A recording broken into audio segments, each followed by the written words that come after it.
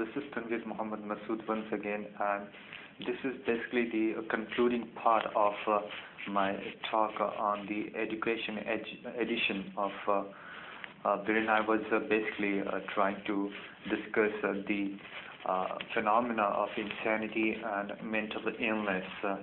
I was basically trying to elucidate in very details as to how and why basically we humans suffer from insanity and what exactly are the factors behind its prevalence.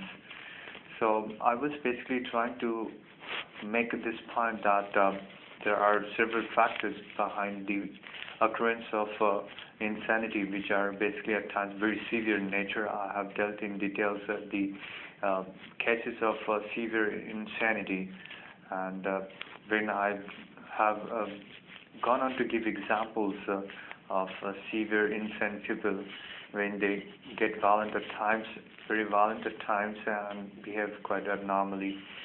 So these are the cases I was trying to put across. And in this edition, I would discuss cases of very normal or very meager, not very severe, very light insanity.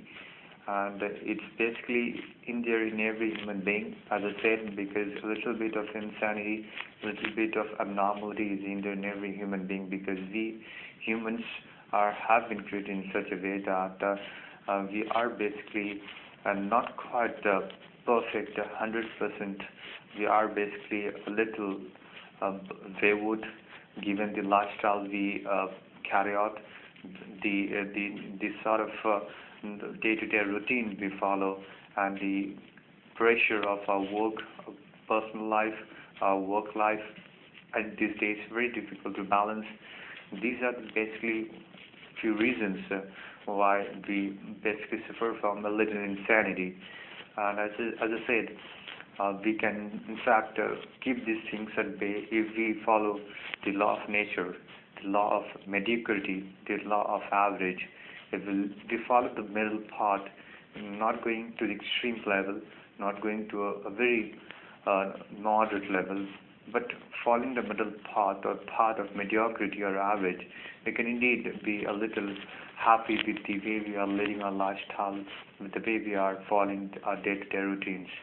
So, given the hectic day-to-day work schedules we have, given the amount of pressure we guys follow, and in fact the pressure is indeed mounting day in and day out.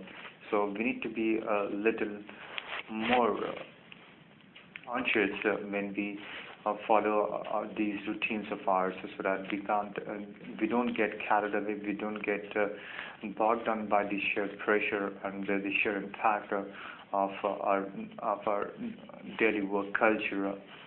In fact, in the last part of my talk, I went on to give examples where people become very mentally sick and mentally ill, and at times utter all sorts of absurd